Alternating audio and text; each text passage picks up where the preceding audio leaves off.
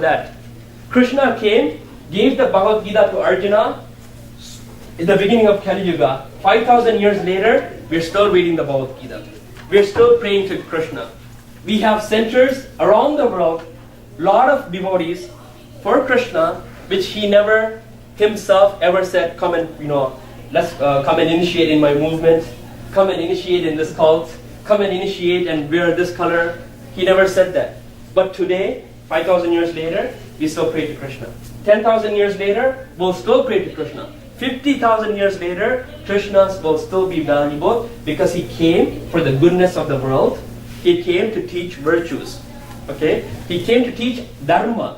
But at what level? You're going to see that. Next slide. So that moves us into Atishuri. Atishuri, written by Abhaya, is one of the words that should have been taught to you by your parents. Since your parents failed miserably, right, nowadays, they don't teach Atishuri. So what we did, we thought that maybe we should incorporate it into our curriculum in the schools. And they did that. And then after a while, they thought, you know what, Atishuri is obsolete. We should learn science and math and whatnot. And we'll forget it. We'll put it somewhere else. Somebody else can teach it. So we have to get a place like this, call it the Temple of Truth, bring you guys over on a Sunday evening and teach you Atishuri, because that's how much value people think it doesn't have. However, that Abhaya, who came, she did such a nice job, a wonderful job. Very simply, she's explaining how to live life. And we're going to see Abhaya and her birth from a perspective you've never seen before. Okay? I'm going to try to make this as interesting as possible. We'll do the first one today because I think, do you have time? Okay. So, before we begin the Atishuri, Abhaya writes this. Can somebody read? Yes.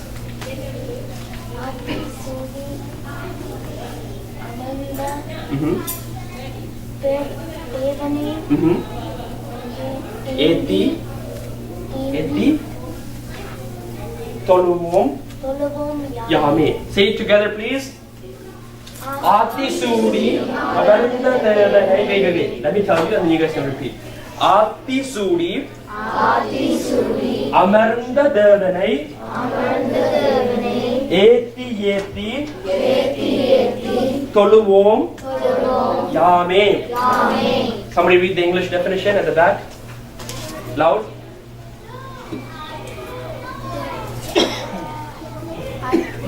Louder. I pray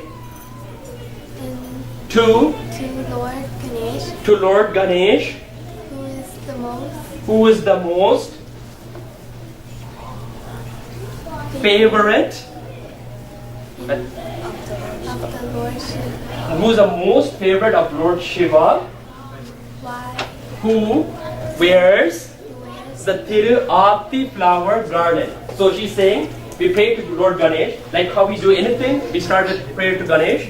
We pray to the Lord Ganesh, who is the favorite of Lord Shiva, who is his father. Who wears the garland? The Shiva, who wears the Tirupati flower garland. Next slide. That's the Tirupati. It's called the Apipu, but since Shiva wears it, since we give it to God, it's elevated to the Tiru level. That means it's holy. Okay? So that's the flower Shiva wears.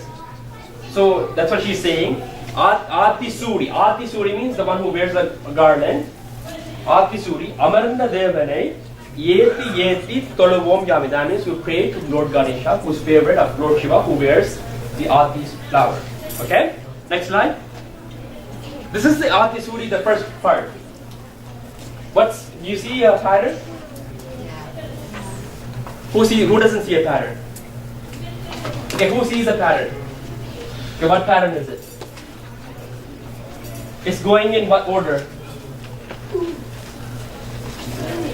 What order is it? Murali? Yeah, so it's going in the, what's the name, classification for these letters? Uyir Aluthu, okay? Yeah, it's part, okay? Because she does everything in all the Tamil alphabets. I'll show you later. All the Tamil alphabets will begin, right? So Ahiram is incorporated in the Uyir Varkam, okay? Yeah? Yeah, that's what I mean. It's incorporated because there's no other place to put it. So we bring it here, okay? So we're going to look at the first one. Are we ready? Yeah. Okay, so we'll look at the first one next class. Okay? Okay, we're going to talk about Aram. So your homework for today is figure out what does Aram mean to you individually. I'm going to ask everyone. So you have to tell me what Aram means. Okay? Which slide are we learning about, Ida? What are we talking about? Your hand went up first. Yes. So what is part of the royal road that's going to take you to hell? Oh, not necessarily. That's not what we said here. But yeah, eating meat's definitely a good way to start. Yes. Having pride. Anger. Pardon? Sins. Okay, but that's not the slide we're talking about here. Ignorance. Conceit. How am I? I think I'm missing one. Anybody else? Yes. Arrogance. So yes. Now, what did we talk about last week? Part of Royal Road to Hell. We talked about what should be done, what shouldn't be done. Right? You guys remember what should be done, what shouldn't be done? Yes? No? Pardon? Yes. And then we talked about cleanliness. We talked about so far cleanliness in our thoughts.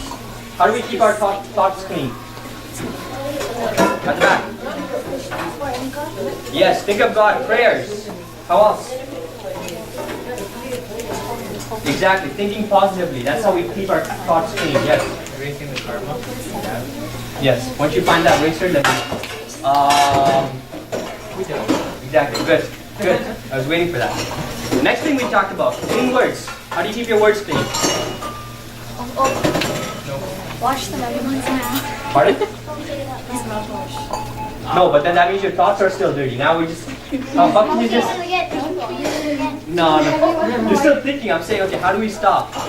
Keep your mind always on God. Exactly. So talk about the glories, the pastimes, the greatness of the God. Right? Chant the names of the God. Chant your prayers, and your words would automatically become clean. Yes? Don't swear. Exactly. Don't swear. Exactly. Think twice before we say something. All right. So we talked about thoughts and words. What else needs cleansing, guys? Or girls? Washing clothes. Washing clothes. Okay. What else needs cleansing? Teeth. Your body. Exactly. So your teeth, your body, everything else. What else needs cleansing? The Knees. roof. The roof. Your environment. What else needs cleansing? Let's look at a big level now, big scale. The world. The world. How do we keep the world clean? We'll get to it. We'll get to it. So we're talking about the self, the universe. We'll get to it. We'll get to it, guys. Don't jump the gun here. So we're talking about keeping ourselves, our environments, everything clean.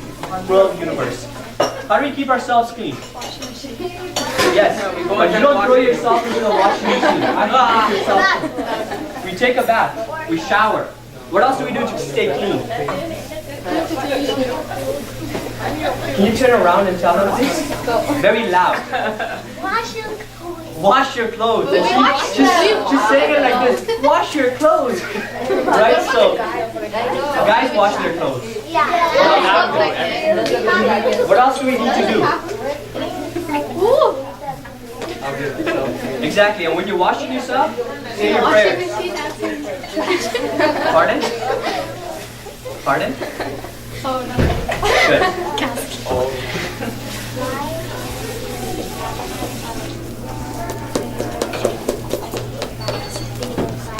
Didn't he tell you? Oh, we do all our prayers right now, but there's certain times of the day where you say different prayers.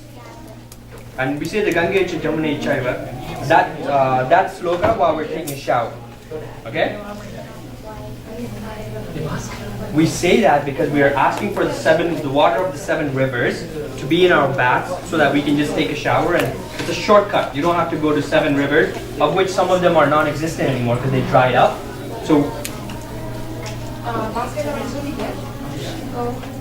So it doesn't matter. God's everywhere. God is everywhere. He's everywhere. Right? So we brush our teeth. We wearing clean clothes. Again, very important, guys. Washing. What else do we need to do? I already flashed it out.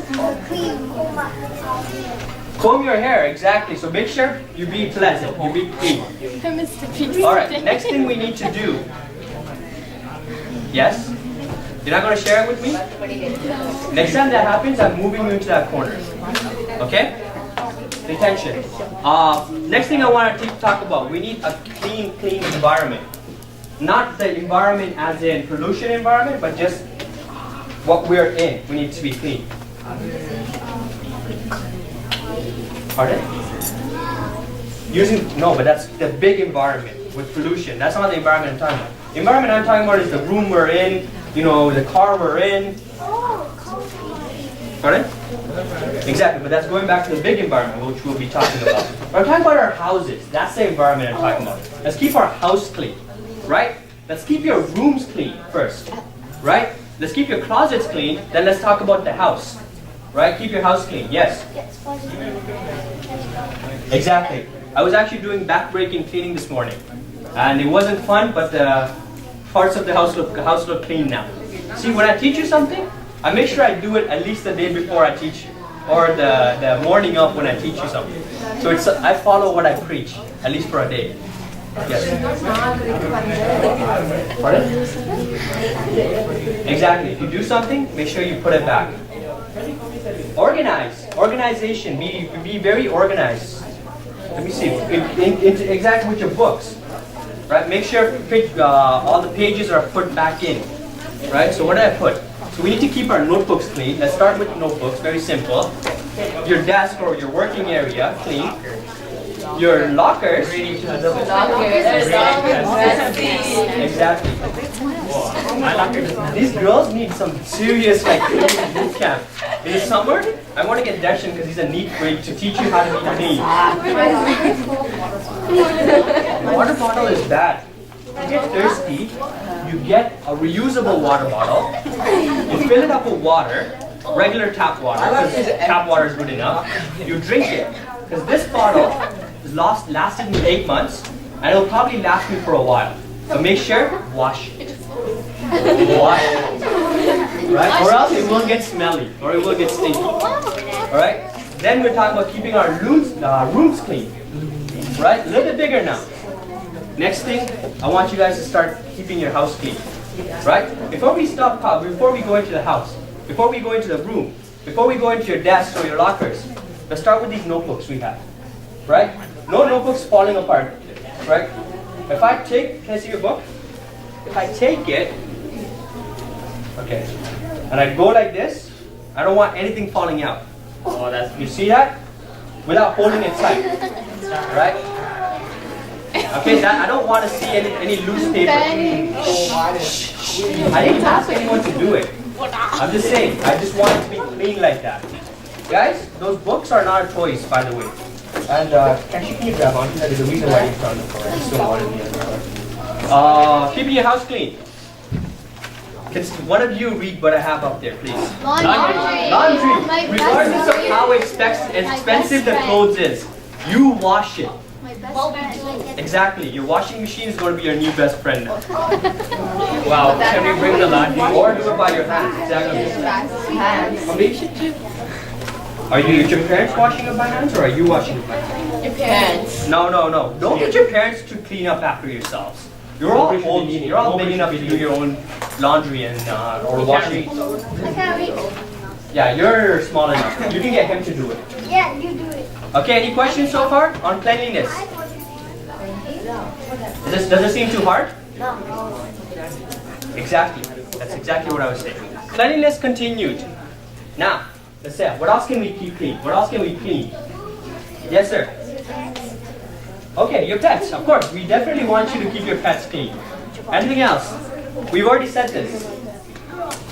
Your garage, that's part of your house. We've already said this. Your car. Your bus. No. We already said it. Your automobile. Exactly, guys. Let's talk about the environment. Is that what I wanted to say? Okay, it has to do with devotional service, which is the environment. We don't want you having 200 water bottles in your locker. Those water bottles are not good for the environment. She has 201. It doesn't matter. You don't need 4 water bottles in your room. Or get one, wash it, reuse it. Okay?